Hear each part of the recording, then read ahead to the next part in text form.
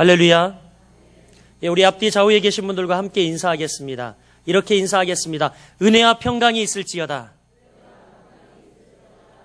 사랑하고 축복합니다. 아멘. 네, 오늘 이렇게 사순절 둘째 주일 맞아 주 앞에 나와 예배하는 여러분들 모두에게 주님이 주시는 은혜와 평강이 넘치길 소원합니다. 오늘 여러분과 함께 나눌 말씀은 이제 전도서 7번째 강해의 말씀으로 하나님이 기뻐하지 않는 세 가지다 라고 하는 제목으로 함께 말씀을 나누고자 합니다. 어느 유능한 건축가가 있었습니다.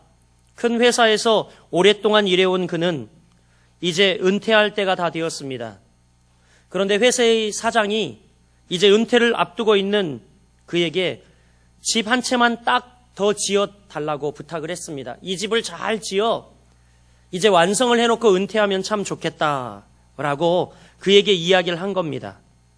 그래서 이 작업이 그에게는 마지막 작업이 되는 것이었습니다. 건축가는 이 마지막 임무에 대해서 굉장히 귀찮게 생각했습니다. 이제 내가 말년인데 좀 있으면 은퇴하는데 이렇게 대충 그래서 일을 하기 시작했습니다. 세심하게 감리감독을 해야 함에도 불구하고 소홀하게 그리고 또 최상의 좋은 자재를 써야 함에도 불구하고 싸구려 자재를 그리고 인류 기술자를 써서 좋은 집을 지어야 함에도 불구하고 싸구려 기술자를 쓰면서 외형만은 정말 그럴듯한 삐까뻔쩍한 집을 완성을 하였습니다. 그리고 드디어 은퇴식이 되었습니다. 이 은퇴식 날이 되어서 건축가의 은퇴식이 열리는 날 사장은 그동안 이 분이 평생토록 거의 일생을 수고하고 애썼던 것을 노고를 취하하면서 단위에서 이렇게 이야기했습니다. 이 집은 당신의 은퇴를 기념하기 위한 나의 선물입니다. 이 건축가가 여러분 얼마나 후회하였을까요? 사장은 이렇게 이야기합니다. 당신이 최고의 기술자와 또 최고의 자재와 최고의 정성을 들여 집을 지었을 테니 이 집은 당신의 그동안의 노고의 대가입니다. 여러분 얼마나 씁쓸했을까요? 참 후회되지 않았을까? 아마 우리가 충분히 짐작할 수 있는 그런 상황이라고 생각이 되어집니다. 하나님이 우리에게 주신 가장 큰 은혜가 무엇일까요? 그것은 여러분 오늘입니다. 지금 우리에게 오늘이 있다는 것, 지금 이 자리에서 예배할 수 있다는 것, 이 자체가 하나님이 우리에게 주신 가장 큰 은혜입니다. 하나님이 우리에게 주신 가장 귀한 금은 뭘까요? 18K? 24K? 순금? 백금? 한번 따라해 보겠습니다. 지금입니다. 그렇습니다, 여러분.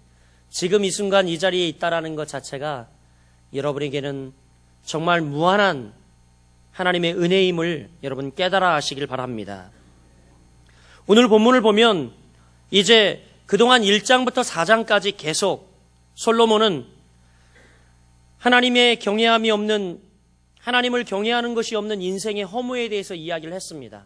자기가 누려볼 거 다 누려보고 이것저것 해볼 거 다 해보고 심지어 방탕하게도 지내보고 여러 가지 이것저것 다 해봤는데 참 자기의 인생이 너무 허무하다라는 거죠. 그래서 뭐라고 이야기합니까?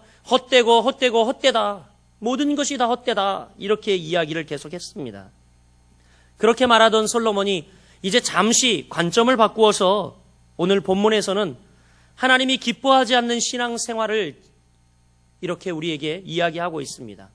하나님이 기뻐하지 않는 신앙생활의 행위들을 쭉 열거하면서 우리에게 정말 이제 내면이 진실치 못한 신앙은 모두 헛되다라는 것을 이야기를 하고 있는 거예요. 하나님이 싫어하는 것들을 이야기하는데 이것은 바로 우리의 내면이 하나님 앞에 진실하지 못한 신앙은 다 헛된 것이다. 사실 앞에서 이야기하던 것과 다를 바가 없는 일맥하는 거라고 생각이 되어집니다. 여러분 오늘 그래서 여러분과 제가 함께 본문을 살펴보면서 하나님이 기뻐하지 않는 신앙의 모습 그것은 무엇일까? 오늘 본문을 통해서 함께 살펴보며 은혜를 나누고자 합니다. 하나님이 기뻐하지 않는 신앙생활 그 첫 번째는 뭐냐면 외식적이고 형식적인 예배입니다. 오늘 외식적이고 형식적인 예배를 그치는 여러분들이 되시길 주님의 이름으로 축원드립니다. 1절 말씀을 우리 같이 한번 읽어보길 원합니다. 1절 말씀 함께 보겠습니다.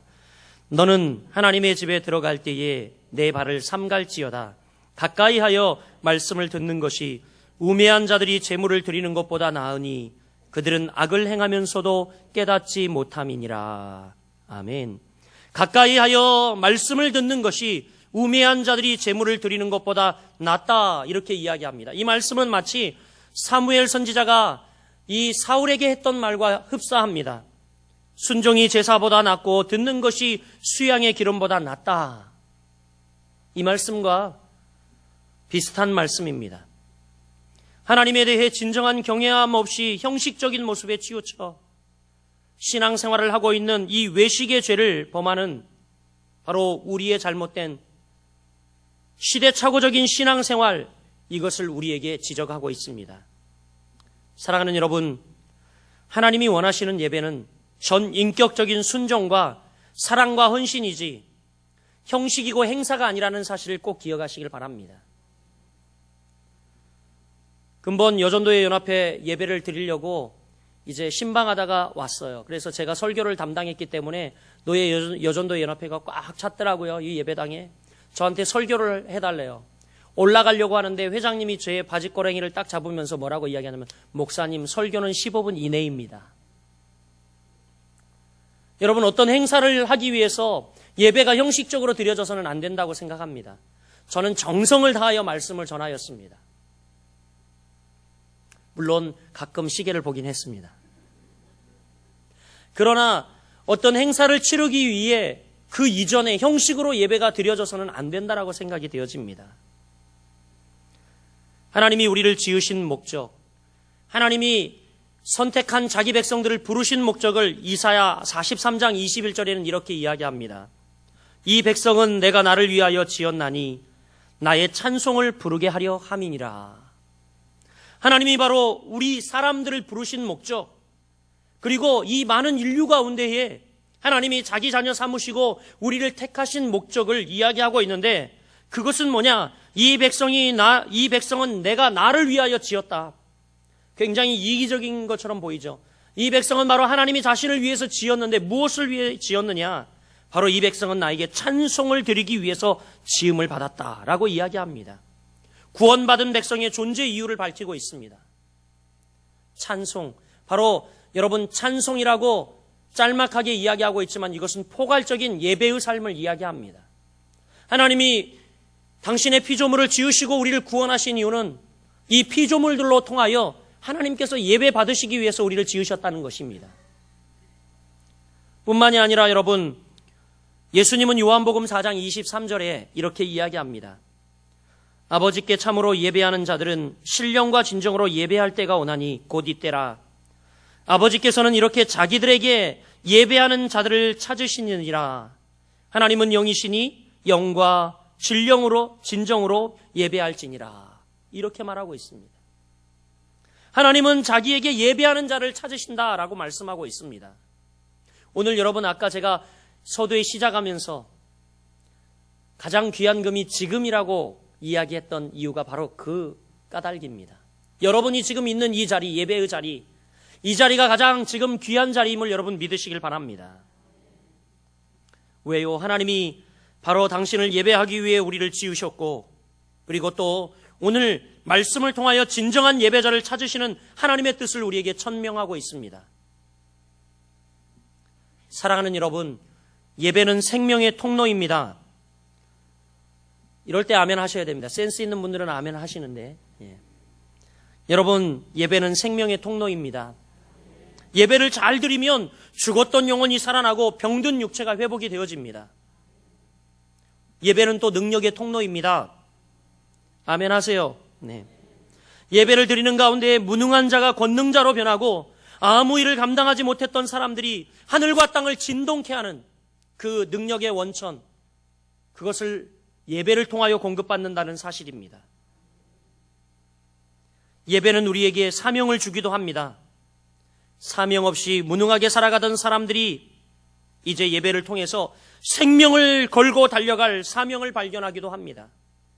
그래서 이 자리에 앉아있는 다음 세대 젊은이들은 굉장히 소중한 사람들이에요. 예배를 사모하고 이 자리에 달려나왔다는 자체들이 벌써 여러분 저들에게 비전이 있고 미래가 있는 겁니다. 왜냐하면 이곳에서 예배하다가 분명히 하나님이 주신 꿈을, 하나님이 이 시대에 나를 왜 이곳에 보내셨는지, 왜 이 땅에 태어나게 했는지 분명한 사명을 발견하게 될 것입니다. 그렇습니다. 그런데 문제는요, 우리가 이 예배의 능력을 체험하지 못하고 있습니다. 많은 현대인들이 이 예배의 능력을 체험하지 못하고 있어요. 왜 그럴까요, 여러분? 그것은 바로 예배의 본질을 망각하고 있기 때문입니다. 예배가 무엇입니까? 예배를 잘 정의하지 못합니다. 오늘 본문 1절은요, 예배를 너무너무 잘 정의하고 있습니다. 1절 말씀 다시 한번 읽어볼까요? 1절 말씀 같이 읽어보겠습니다. 시작. 너는 하나님의 집에 들어갈 때에 내 발을 삼갈지어다.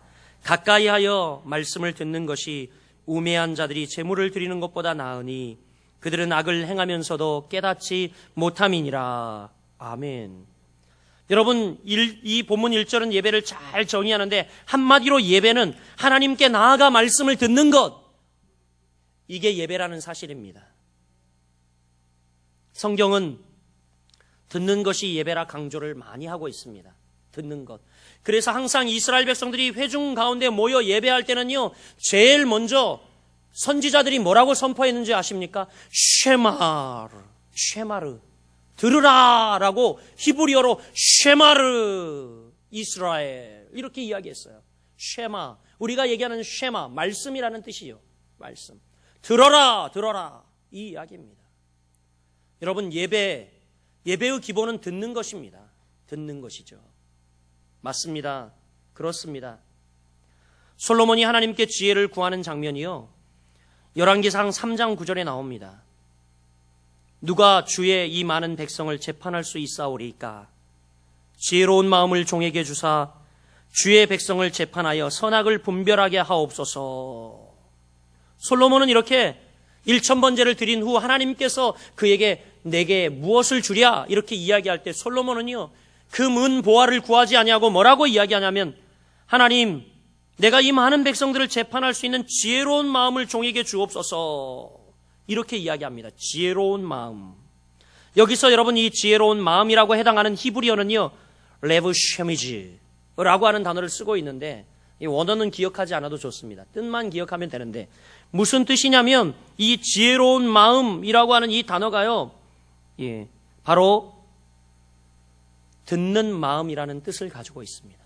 듣는 마음과 지혜로운 마음이 동의어예요. 동의어. 너무 놀랍게도 솔로몬이 여러분 어떻게 그렇게 탁월한 지혜를 가질 수 있었을까요? 그는 먼저 들을 줄 알았다는 겁니다. 들을 줄 알았다는 것. 솔로몬의 지혜는 일찍이 소문나서 많은 원방에서 많은 사람들이 와서 솔로몬의 지혜를 구했습니다. 그 능력의 비결, 원천의 비결이 뭡니까? 그는 청종하여 들을 줄 알았다는 겁니다. 비근한 예로 여러분, 솔로몬이 재판을 하지 않습니까? 그런데 솔로몬의 그 명재판 기억하시죠? 두 여인이 와서 한 여인은 싸늘히 식은 죽은 아이의 시체를 들고 한 여인은 살아있는 아이를 들고 서로 뭐라고 이야기합니까? 서로 산 아이가 나의 아이라고 다툽니다. 솔로몬이 이때 가만히 주의 깊게 듣다가 뭐라고 이야기합니까? 반으로 똑 갈라서 줘라. 근데 이 판결이 명판결이었어요. 어떻게 이렇게 명판결, 이 명판결을 통해서 진짜 친모를 구분하고 이 아이와 아이를 살릴 수 있었습니다. 어떻게 이런 마음이 생겼을까요? 그는요, 듣는 마음이 있었다는 겁니다. 듣는 귀가 있었다는 겁니다. 여러분, 듣는 가운데 지혜가 나오는 줄 믿으시길 바랍니다. 또 여러분, 들을 줄 아는 귀가 여러분들에게 열려지길 주님의 이름으로 축복합니다. 초대교회의 능력의 핵심이 무엇이었습니까? 그것은 역시 모여서 예배하는 것이었습니다. 사도행전 4장 46절부터 47절까지 말씀해 보면 이렇게 기록하고 있습니다. 날마다 마음을 같이하여 성전에 모이기를 힘쓰고 집에서 떡을 떼며 기쁨과 순전한 마음으로 음식을 먹고 하나님을 찬미하며 또 온 백성에게 친송을 받으니 주께서 구원받는 사람을 날마다 더하게 하시니라. 이렇게 이야기하고 있습니다. 초대교회의 능력의 핵심이 뭐였습니까? 그들이 성전에 모이기를 힘쓰며 모여 예배하는 것이었습니다. 여러분, 이렇게 예배는요, 우리에게 능력의 원천이고, 내 예배는 이렇게 우리에게 생명의 통로이고, 예배는 우리에게 하나님의 사명을 발견하게 되는 놀라운 축복의 관문임을 여러분 믿으시길 바랍니다. 모이는 백성만큼 축복된 백성은 없습니다. 또 모여 예배하는 백성들만큼 축복된 백성은 없다라는 것입니다. 말세의 특징이 무엇입니까? 모이기를 싫어한다고 성경은 너무나 분명히 우리에게 말씀하고 있습니다. 히브리서 10장 25절에 보면 모이기를 패하는 어떠한 사람들의 습관과 같이 하지 말고 오직 권하여 그날이 가까움을 볼수록 더욱 그리하자. 그날이 가까울수록 모이기를 점점 패한다는 겁니다. 그래서 그리하지 말고 우리가 오직 권하여 같이 모이기를 힘쓰라라는 겁니다. 여기서 단순히 모인다라는 것은 그저 모임을 의미할까요? 그것이 아닙니다. 믿는 백성들이 모여서 무엇을 합니까? 바로 이 예배를 의미하는 거예요. 예배를 의미하는 거. 여러분, 마귀는 우리에게 이렇게 이야기합니다. 뭐 교회 가야 기도할 수 있냐? 꼭 교회에서 기도해야 되냐? 그냥 집에서 해라. 꼭 예배당 가서 예배해야 되냐? 그냥 인터넷 틀어놓고 집에서 해. 텔레비전 보면서 집에서 해. 이런 식으로 우리를 유혹합니다. 제가 많은 분들 목회하며 만나봤지만 교만한 사람일수록 예배를 우습게 생각합니다. 특징이 정말 그렇습니다. 교만한 사람일수록 예배를 너무 경히 여기고 너무 우습게 생각합니다. 그런데 제가 만나보면 여러분 정말 겸손한 사람일수록 예배를 정말 너무너무 소중하게 생각하고 예배를 사모하고 또 예배를 그린다는 것입니다. 사랑하는 여러분, 예배를 우습게 생각하지 않는 여러분 되시길 바랍니다. 건들건들 와서 적선하듯 예배 드리는 것 참남한 범죄입니다. 우리 하나님이 여러분 우리를 지으신 목적대로 우리는 하나님 앞에 정말 정성껏 예배해야 하는 여러분들이 되시길 바랍니다.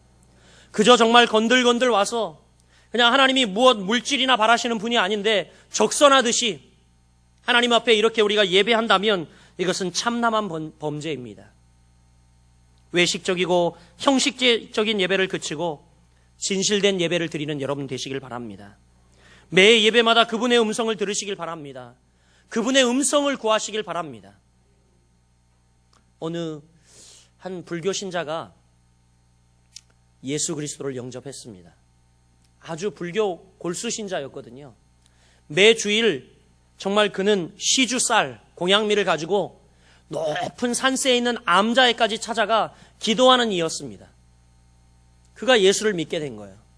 늘 이렇게 공양미를 등에 메고 시주쌀을 등에 메고 높은 암자까지 올라갔어요. 찾아가서.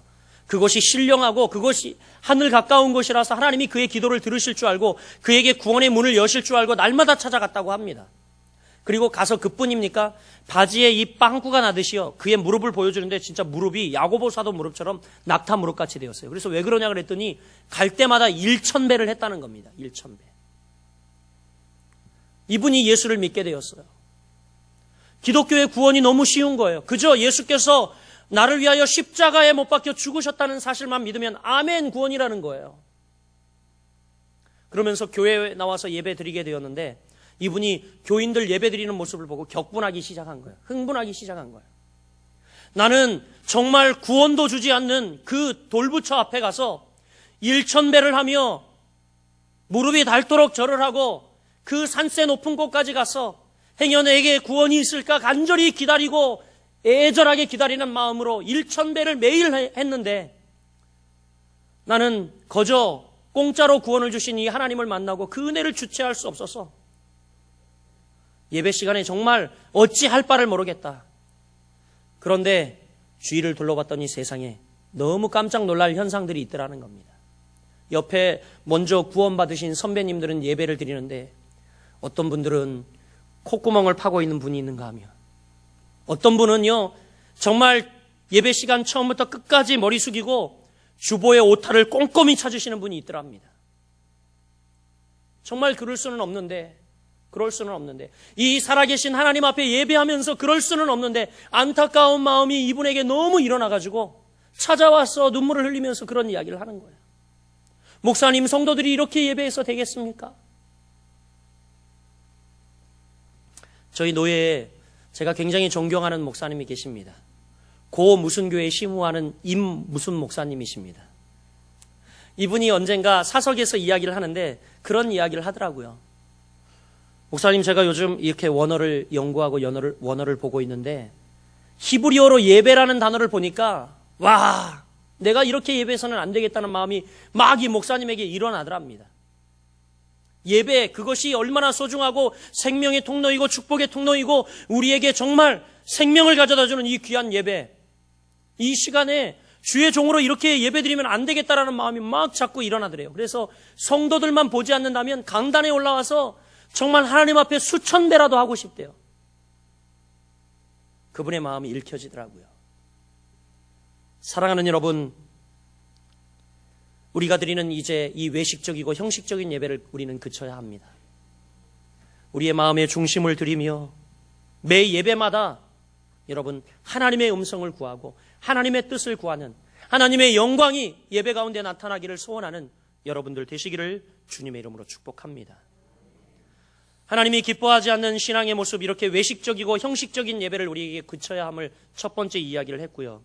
두 번째 2절부터 3절까지 말씀을 통하여 충동적인 신앙 행위를 그치라고 우리에게 말하고 있습니다. 충동적인 신앙 행위. 2절 말씀 우리 같이 한번 읽어보겠습니다. 2절 시작.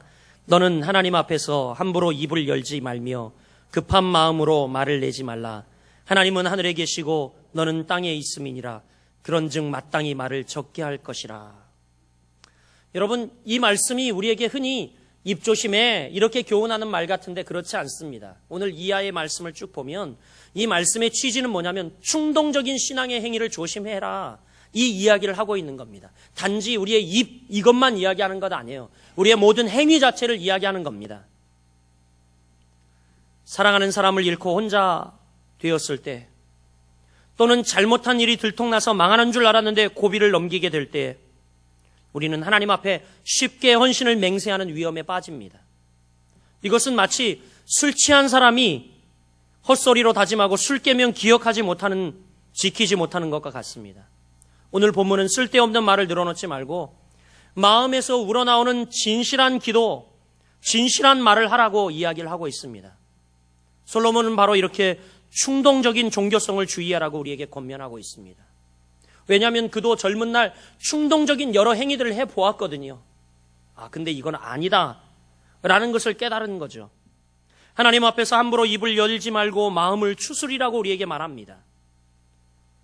사람이 하나님께 드리는 모든 말, 여러분 주께서 듣고 계심을 여러분 믿으십니까? 여기까지는 믿으세요. 주께서 들으신다고. 근데 여러분 주께서 다 기록해 놓으셨음을 믿으십니까? 그러신다는 사실이에요. 그렇기 때문에 여러분, 우리는 참 충동적으로 이야기하고 충동적인 행위로 우리가 신앙생활하는 것 주의해야 합니다. 참 종교의 특징이 있습니다. 여러분, 대부분 이단을 보십시오. 우리가 왜 광자를 붙입니까? 광신자, 광신도. 대부분 여러분 이단의 특징은 뭐냐면 이렇게 감정에 치우친 종교에 빠진다는 겁니다. 감정. 그러나 참 종교의 특징은 감정에 치우치지 않습니다. 진리라고 하는 이 표준, 표대가 너무 명확하기 때문에 우리의 감정에 치우치지 않습니다. 마음을 보고 자신이 하나님 앞에 서 있다는 사실을 늘 기억하시길 바랍니다. 오늘 3절 말씀은 이렇게 이야기합니다. 걱정이 많으면 꿈이 생기고 말이 많으면 우매한 자의 소리가 나타나느니라. 이것도 여러분 우리의 충동을 이야기하는데 뭐냐면, 우리가 날마다 바쁜 일생을 살고 있다면 밤의 꿈은 단지 걱정의 반영일 뿐입니다. 막 이렇게 우리가 꿈꾸고 막 그래요. 어떤 꿈은 하나님이 주시기도 합니다. 그런데 많은 거짓 종교의 특징이 뭐냐면 그 기초를 뭐에 두고 있냐면 꿈에 두고 있다는 거야. 헛된 꿈에 두고 있습니다. 비근한 예를 들어보면 제7일 안식일 재림교 같은 경우는 이단, 대표적인 이단이죠. 아담 스미스라고 하는 사람이 꿈을 꾸었어요. 그리고 그 꿈을 자기가 기록해가지고 바로 그것을 경전으로 사용하고 있습니다. 이게 뭐예요? 몰몬경 아닙니까? 뿐만 아니죠, 여러분. 우리나라에 있는 한 교주, 그는 꿈속에서 하나님이 나타나 계시했다라고 하면서 통일 원리 강론을 기록했어요. 이것을 성경 외에 자기들이 믿는 외경으로, 대부분의 외경은 꿈꾼 이야기를 기록하고 있습니다. 그러나 여러분, 그 헛된 꿈에 기초를 두고 있는 거짓 종교들, 우리 기독교는 명확하게 하나님께서 많은 저자들을 감동시켜 하나님이 직접 이 말씀을 계시하여 기록한 하나님의 말씀을 우리는 붙들고 믿는 종교입니다. 여러분, 우리가 충동적이고 헛된 것 붙들면 안 됩니다. 지금 우리는 사순절 주간에 있습니다. 어떤 분이 그러더라고요. 그동안 난 너무 많이 먹었어. 이 사순절 주간 되었으니까 한동안 좀 금식이나 좀 해야겠다. 하나님이 이 금식 받으실 것 같습니까? 아닙니다. 이러한 금식은 진심이 담겨져 있지 않습니다. 그러므로 하나님을 붙들려는 금식도 아닙니다. 사람이 하나님 앞에 나갈 때 그분에 대한 경외함으로 우리는 스스로 절제할 줄 알아야 합니다. 우리가 하나님 앞에 서는 것은, 우리가 여러분 착각하지 마세요. 우리의 태도를 보여주기 위함이거나 혹은 위로를 얻기 위함이 아니라는 겁니다. 우리가 하나님 앞에 서는 것, 이것은 우리의 태도를 보여주기 위함이나 아니면 그분께 위로를 얻기 위함이 아니에요. 물론 하나님께서 보너스로 우리가 예배하고 하나님께 나와 하나님을 섬기면 이런 것들 우리에게 주십니다. 나에게 복을 베푸소서라는 기도를 드리기 위함도 아닙니다. 우리가 하나님 앞에 서는 이유가 뭡니까? 내 자신의 필요를 알리기 위해서 하나님 앞에 서는 것도 아닙니다.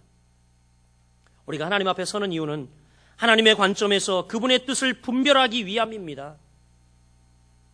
하나님이 원하시는 것이 무엇인가? 하나님 뜻이 무엇인가? 하나님 아버지의 마음이 무엇인가? 여러분, 그것을 알기 위해서 이 자리에 나와 있는 거죠.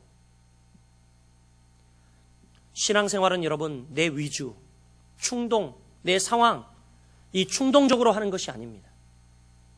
우리를 구속하시고 찬양받으시기 위해서 우리를 지으신 하나님의 뜻이 무엇인지 갈구하며 그분의 마음을 우리가 잊고 그분의 마음을 흡족해 해드리며 그분을 경외하며 그분을 섬기기 위해 여러분 나와 있는 것임을 믿으시길 바랍니다. 이제 우리는 모든 충동적인 신앙생활을 거쳐야 합니다. 하나님 앞에 피조물의 원래의 자리로 돌아가서 우리는 겸손히 충동적 신앙을 그치고 진심으로 하나님께 나가는 여러분들 되시기를 주님의 이름으로 축복합니다. 마지막 세 번째는 하나님이 기뻐하지 않는 신앙의 모습을 세 번째 4절부터 6절까지 이야기하고 있는데, 성급하고 무책임한 소원을 그치라 라고 이야기하고 있어요. 성급하고 무책임한 소원. 4절 말씀 우리 같이 읽어볼게요. 4절 말씀 시작. 내가 하나님께 서원하였거든 갚기를 더디하지 말라. 하나님은 우매한 자들을 기뻐하지 아니하시나니 선한 것을 갚으라 라고 말하고 있습니다. 매해 연말이 되면 혹은 연초가 되면 하나님 앞에 많은 서원을 합니다. 우리가 그렇지 않습니까? 안 하세요 여러분들은? 하시죠? 오늘 참 분위기 좀 제가 전도서 말씀 나눌 때 여러분 마음이 불편하고 거북할 거라고 이야기했어요. 그렇습니다. 말씀은 그런 거예요. 때로는 우리에게 위로도 주시지만 때로는 우리가 잘못 살아온 부분에 손을 대고 수술하기 때문에 거북하고 듣기 싫을 수 있습니다. 하나님의 음성으로 들을 수 있기를 바랍니다. 매해 연말이 되면 연초가 되면 우리는 하나님 앞에 많은 소원을 합니다. 또 우리는 어려운 일을 당하면 뭐라고 이야기합니까? 하나님 이 일만 형통케 하시면 하고 우리는 소원을 하죠. 그런데 오늘 솔로몬은 단호히 이야기합니다. 5절 말씀 뭐라고 이야기합니까? 서원하고 갚지 아니하는 것보다 서원하지 아니하는 것이 더 나으니. 서원하지 말라고 우리에게 충고하고 있어요. 서원하지 말라.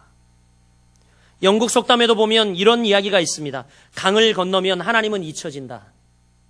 무슨 말씀 드리는지 알겠죠? 위기 가운데 이 강을 어떻게 건널까 고민할 때는요, 하나님이 제일 먼저 퍼뜩 떠오르지만 강을 건너고 난 다음엔 하나님은 전혀 생각도 나지 않는다는 겁니다. 이는 위험 중에 있을 때 하나님의 도움을 간절히 구하나 그 도움을 받아 위험을 극복하고 나면 더 이상 기억하지 않는 일이 유감스럽게도 많다는 그런 의미이죠. 쉽게 지키지 못할 약속을 하나님과 사람들에게 하지 말라고 오늘 솔로몬은 이야기합니다. 왜냐하면 약속과 맹세에는 반드시 경건한 의무와 책임이 우리에게 따르기 때문입니다. 만약 여러분들이 약속을 지키지 않는다면 우리의 성품과 명예에 큰 손상을 입습니다. 대수롭게 여길지 모르겠으나 우리 마음에 아주 상세히 남아 있습니다. 어떤 분 이야기를 들으니까 그렇더라고요. 서원을 했는데 이것을 이행하지 못했는데 계속 떠오른다는 겁니다. 수년이 지나도 괴롭다는 겁니다. 무슨 이야기예요? 우리는 대수롭지 않게 생각하고 약속하고 서원을 했는데 이게 마음에 남더라는 겁니다. 성급한 약속이나 맹세는 당장 코앞의 책임이나 위기는 회피하는 수단이 될 수 있을지 모르나 약속엔 책임이 반드시 따른다는 사실을 우리는 기억해야 합니다. 사람에게 많은 약속이나 하나님 앞에 많은 약속을 쌓아놓지 않는 여러분들이 되시길 바랍니다. 히스기야 왕이 어땠습니까? 병이 들었어요. 그가 하나님 앞에 서원합니다. 하나님, 내 생명을 연장시켜 주신다면 겸손한 마음으로 살아가겠습니다. 하나님이 그의 기도를 들으시고 무려 15년이나 그의 생명을 더 연장시켜 주셨습니다. 하지만 병의 위험에서 벗어나자 그는 그 소원을 망각하고 맙니다. 뿐만입니까 여러분? 사사 입다를 보십시오. 그는요 너무나 충동적인 소원으로 무남동료 외딸을 잃어버립니다. 무남동료 외딸을 잃어버려요. 너무 충동적 소원으로 말이죠. 심령이 가난한 자는 복이 있다고 예수님이 말씀하셨습니다. 여러분, 하나님 앞에 여러분들이 이런 태도가 되어야 할 줄 믿습니다. 하나님, 나는 말씀대로 살아갈 능력이 없습니다. 다른 사람들은 몰라도 저는 그런 능력이 없습니다. 우리가 고백하며 무능을 인정하는 자들, 하나님이 우리와 함께 하실 줄 믿습니다. 그냥 쉽사리 내가 과신하며 이것만 해결되면, 이것만 되면, 이렇게 되면 하나님 앞에 우리 자신을 과신하는 것이 아니라 하나님의 능력을 믿는 듯하지만 우리 자신을 과신하는 그런 하나님을 시험하는 일을 하는 것이 아니라 오히려 우리는 겸손한 마음이 되어서 하나님, 나는 하나님 말씀 없이는 살아갈 능력이 없습니다. 이렇게 고백하고 무능을 인정하는 자들 주님이 함께 하시며 나의 과신과 드러내기 위함이 아닌 내 것으로 취하기 위한 또 섣부른 약속이 아닌 우리 자신이 연약함을 인정하면서 하나님께 손을 드는 그 심령을 주님이 복 있다 말씀하시며 그 손을 분명히 잡아주십니다. 이제 말씀을 맺으려고 합니다. 7절 말씀을 보십시오. 이렇게 이야기합니다. 꿈이 많으면 헛된 일들이 많아지고 말이 많아도 그러하니 오직 너는 하나님을 경외해야 할지니라. 여러분, 하나님이 기뻐하지 않는 신앙의 모습들을 우리가 살펴보았습니다. 이제 우리는요, 하나님이 우리를 언제나 지켜보시고 하나님이 언제나 우리와 함께 하신다는, 그리고 하나님이 왜 우리를 지으셨는지 이 사순절 주간 원천적인, 그리고 왜 우리를 구속하셨는지 그 원천적인 질문을 하나님 앞에 드리며 우리가 하나님 앞에 나아갈 때 오직 하나님을 경외함으로 해야 할 줄 믿습니다. 예배하는 것도 오직 하나님을 경외함으로, 우리가 신앙생활하는 것도 오직 하나님을 경외함으로, 과거의 종교개혁자들이 종교개혁 시대에 솔라데오, 오직 하나님께 영광, 하나님의 영광을 외치며 그들의 삶의 모토와 인생의 목토 그렇게 삼고 인생을 살아갔듯이 오늘 우리도 하나님 앞에 날마다 하나님을 경외함으로 하나님의 영광을 구하며 살아가는 여러분들 되시기를 주님의 이름으로 간절히 축복합니다.